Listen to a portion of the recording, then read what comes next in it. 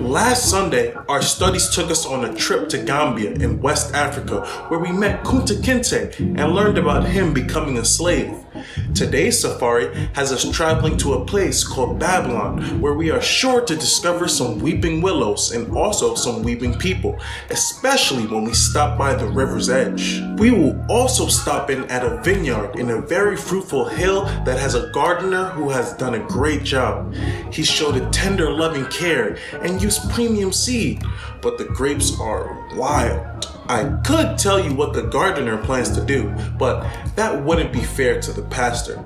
Let's give him a chance to pull all of these details together and put them in their proper place. Just listen to his sermon entitled, By the Rivers of Babylon, Part 2.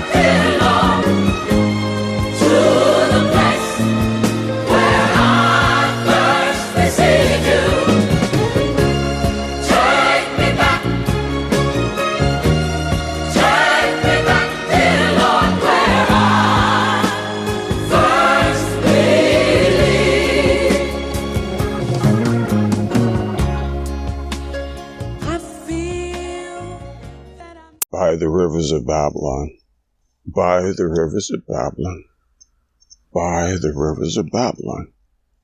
By the rivers of Babylon there we sat down, yea, we wept when we remembered Zion. We hanged our harps upon the willows in the midst thereof. For there they that carried us away captive required of us a song, and they that wasted us required of us mirth, saying, Sing us one of the songs of Zion. How shall we sing the Lord's song in a strange land? If I forget thee, O Jerusalem, let my right hand forget her cunning. If I do not remember thee, let my tongue cleave to the roof of my mouth, if I prefer not Jerusalem above my chief joy. As I look over the initial words of this sermon's anchor scripture, Psalm 137, verses 1 through 6, I find these 5 words, by the rivers of Babylon, which consist of 2 prepositional phrases, 1 by the rivers and 2 of Babylon.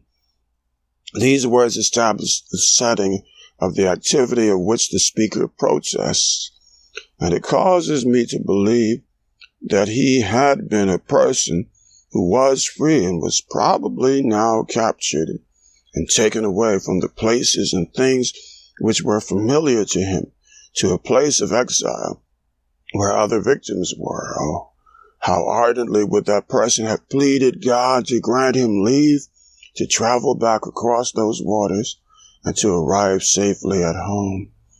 Take me back, dear Lord, to the place where I first received you.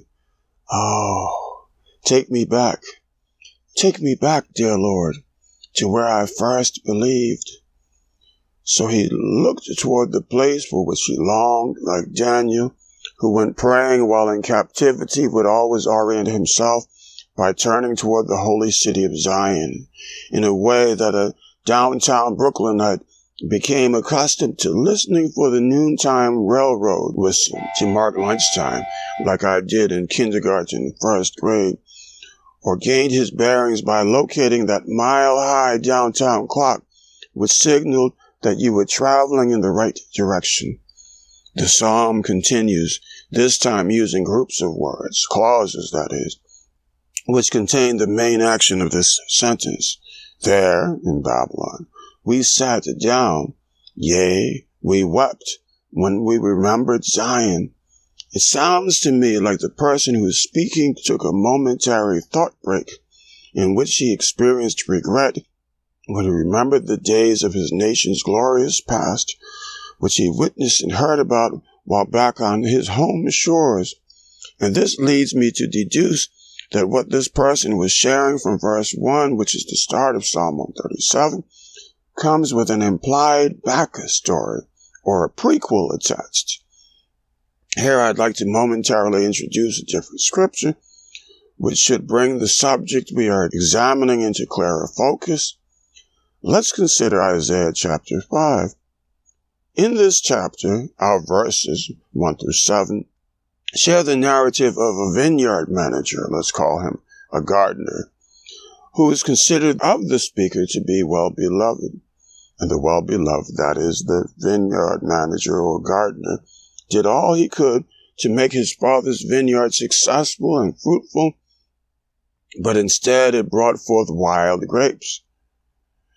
And if you've been using good methods and good seed, it is not improper of you to question it if wild weeds and wild crops spring forth. As those verses from Isaiah chapter 5, which are pertinent to our study today, proceed, we are informed that Israel, verse 7, is that vineyard and that Judah is the non-productive plant, so that in response to that garden's poor production, God planned to open Israel's gates and lay it waste, that is, to fallow it, where it would neither be pruned, trimmed, nor dug up, which means plowed, while breaking up the clods and removing the stones, but that he would allow thorns and briars to grow up there. He would prevent the rain from falling upon it for a time, and wait that he, the Lord, might yet be gracious unto them. We should pause here for a review. So, we've already established that as the psalmist opens this particular psalm, number 137, 1, he speaks as if he's in captivity, and 2, in a place that is not his own home, 3, he takes a break from his activities, whatever they were, and 4, when he reflects on how things were in the past and how they are in his here and now, the contrast between the before and the here and now brings him to tears, and all of that happens simply in verse 1 of this our text. And as the speaker continues, he explains that those feelings of regret overtake him when he thinks of the place from which he was untimely ripped, Zion, by the rivers of Babylon. There we sat down, yea, we wept. When we remembered Zion, we hanged our harps upon the willows in the midst thereof. For there they that carried us away captive required of us a song, and they that wasted us required of us mirth, saying, Sing us one of the songs of Zion. How shall we sing the Lord's song in a strange land? If I forget thee, O Jerusalem, let my right hand forget her cunning. If I do not remember thee, let my tongue cleave to the roof of my mouth. If I prefer not Jerusalem above my chief joy, by the rivers of Babylon, by the rivers of Babylon, by the rivers of Babylon.